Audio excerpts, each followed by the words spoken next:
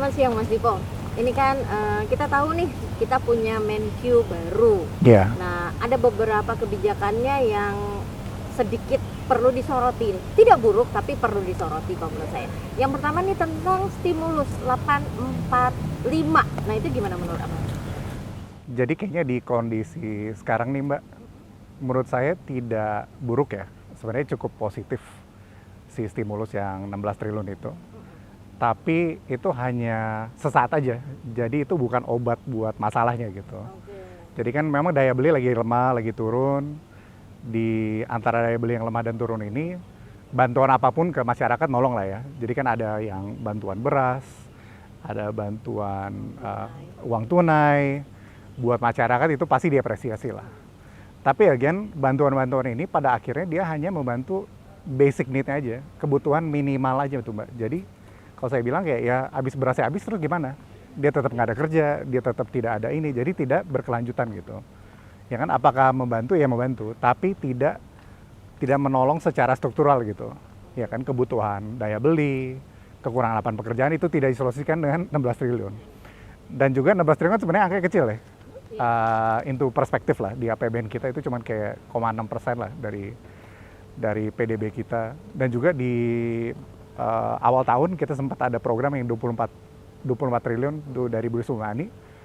Yang ada itu juga nggak genjot ekonomi, malah PDB-nya agak turun kan, ya kan di Q2 di triwulan 2. Iya, jadi agak skeptis, tapi apakah nolong? Saya nolong lah. Kita harus tetap apresiasi lah kebijakan tersebut. Jangka pendek, iya, karena tidak solve masalah utamanya itu ya masalah daya beli, masalah kekurangan lapangan pekerjaan.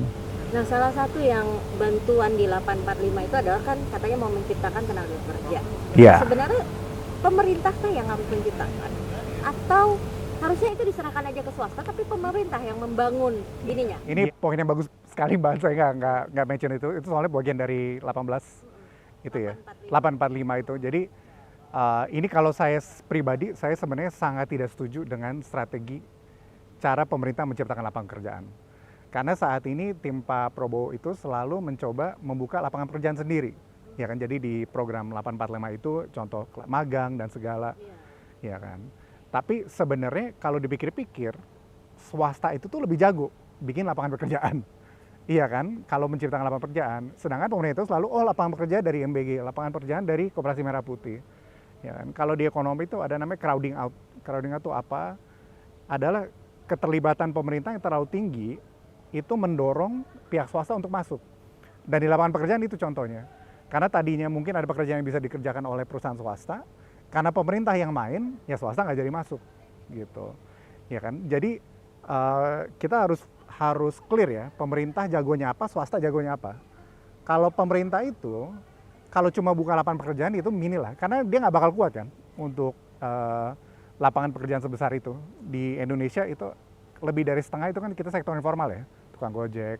Pemerintah nggak mungkin cover itu ratusan juta orang, dan pemerintah tidak mungkin membuka BUMN sebanyak itu dan program sebanyak itu buat orang sebanyak itu, nggak make sense saja, ya kan? Tapi pemerintah jagonya apa? Pemerintah harusnya dia fokus apa ya dia memang jago, yaitu menciptakan iklim investasi yang baik. Jadi harusnya pemerintah itu mempermudah perizinan. Saya kemarin sempat lihat di OSS malah ada kayak ribuan itu belum diproses di OSS. Jadi juga dia seharusnya menciptakan investasi yang baik. Jadi tidak ada premanisme, tidak ada pemalakan, korupsi, gitu. Jadi pemerintah sebenarnya kalau mau ciptakan lapangan kerjaan, ya dia fokus yang apa dia bisa. Karena swasta kan nggak mungkin. Kalau soal ciptaan lapangan kerja mungkin pemerintah bisa, swasta bisa. Tapi kenyataannya swasta biasanya lebih jago, gitu. Jadi pemerintah kayaknya agak lost track strategi. Jadi strateginya agak sentralisasi gitu kan. Saya yang buka kerjaan, MBG saya yang buka, magang saya yang buka gitu. Sedangkan yang kita butuh enggak. Kalau ekonomi itu kan dia mikir keseluruhan kan. Dia pikir, oh iya kita pikir enggak.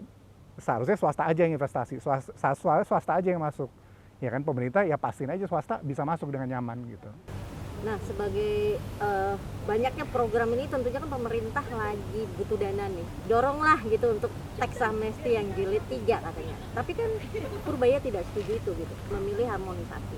Nah, kalau menurut Abang tuh mana sih yang cocok? Dan sebenarnya untuk jangka panjangnya mana yang lebih baik? Kalau ini secara konsep saya setuju bahwa tax amnesty tidak baik ya. karena memang setiap kali ada tax amnesty itu semacam cuci tangan lah ya dari si Jadi nurutin. iya, terus kita berapa tahun sekali boleh cuci tangan nih, jadi kayak ini yang berdosa kagak kagak disikat-sikat nih, yang ada cuci tangan terus nih. Gitu. Jadi itu menurut saya bagus sih dari Pak Purbaya mengenai hal itu. Tapi di lain sisi harmonisasi pajak itu sebenarnya banyak masalah juga ya. Jadi ada masalah soal KPPN itu kan kenaikan 11-12 itu sebenarnya diatur di HPP. Jadi tapi kalau ngomongin soal tax amnesty, menurut saya itu bagus karena udah terbukti berapa kali kita nggak naikin pendapatan pajak juga kok. Ya kan kita udah jalani tax amnesty. Yang ada malah di triwulan 2 tahun ini rasio pajak kita salah satu yang paling rendah. Kita cuma di 8%. Negara lain tuh udah 18. Kalau dulu kita bisa sampai 12%. Ya kan, jadi si rasio artinya itu nunjukin si tax amnesty nggak ngaruh. Nggak ada manfaat yang besar gitu. Malah kita perlu pertanyakan, ya kan, kenapa sih tax amnesty ada terus gitu? Siapa yang berkepentingan buat cuci tangan terus nih di kita? Nah, tapi masalah harmonisasi pajak ini kan banyak ya komponennya. Jadi kalau Betul. amnesty hanya dirjen Betul. pajak, tapi kalau harmonisasi ini kan banyak yang harus ditarik gitu kan. Dan ada beberapa sektor pajak yang belum berhasil juga kan disentuh oleh pemerintah, seperti pajak digital gitu kan, yang untuk platform-platform itu juga belum berhasil. Nah, menurut Abang gimana? Menurut saya sih masalahnya ini kita ke mindset Bu Sri Mulyani dulu ya. Kalau Bu Sri Mulyani itu jadi dia konsepnya mencoba memajaki banyak yang perintilan gitu kasar, yang perintilan dia selalu pajakin. Nah yang sekarang yang kita hadapi sama, kita saking terlalu banyak sering pajak, itu malah ekonomi jadi nggak muter Mbak, karena mandek kan, terlalu banyak pajak yang dibayar. Nah harusnya yang kita lakukan adalah fokus ningkatin ekonominya, jadi tingkatin daya beli. Jadi nggak usah terlalu stres kalau dia soal, kalau nggak salah Pak Purbaya ada tuh beberapa hari lalu dia mau kejar ada 50-60 triliun, ya kan? Tapi menurut saya itu receh ya. Kan kita APBD kita kan 3.000 triliun ya. APBD kita kan belanja kita ini kan 50-60 triliun, nggak ada apa-apanya lah gitu, ya kan? Tapi di lain sisi juga kita tuh banyak banget sektor informal ya. Nah kayaknya pemerintah tuh fokusnya dia kayak mau pajakin si sektor informal ini tuh. Iya kan, makanya kalau dipikir kenapa kemarin itu awal tahun PPN yang dinaikin, bukan PPH, ya kan? Karena kalau PPH itu buat wajib pajak yang ya biasanya orang kantoran lah, dia masuk kantor, dia ada NPWP. Tapi yang tadi saya bilang di Indonesia sebenarnya 56% itu di sektor informal, warung, Gojek. Nah mereka ini sebenarnya hidupnya udah cukup sulit sebenarnya. Jadi dibilang kaya enggak, mungkin miskin enggak juga gitu, menengah tapi menengah bawah gitu. Nah ini mereka udah nggak bisa dipajakin lagi kalau menurut saya. Jadi apapun solusi selama bukan buat majakin mereka, menurut saya bagus ya kan. Tapi kalau kemarin Bu Sri Mulyani gitu kan dia mau bilang, oh kita ekonomi underground atau ini, ya kan. Kalau e-commerce pun sebenarnya nggak terlalu besar Mbak. Menurut saya sebenarnya kan e-commerce itu yang dipajakin adalah UMKM-nya juga kan.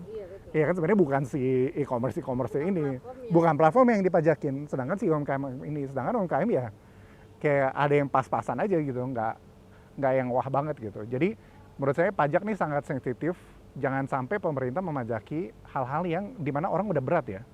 Gitu. Emang kalau lagi ngetren tuh di sosial media tax the rich, iya kan? Mungkin itu bisa gitu. Tapi yang pasti jangan tax the middle sama lower, karena itu udah terlalu berat. Jadi dia makin nggak muter lagi gitu dengan pertambahan pajak.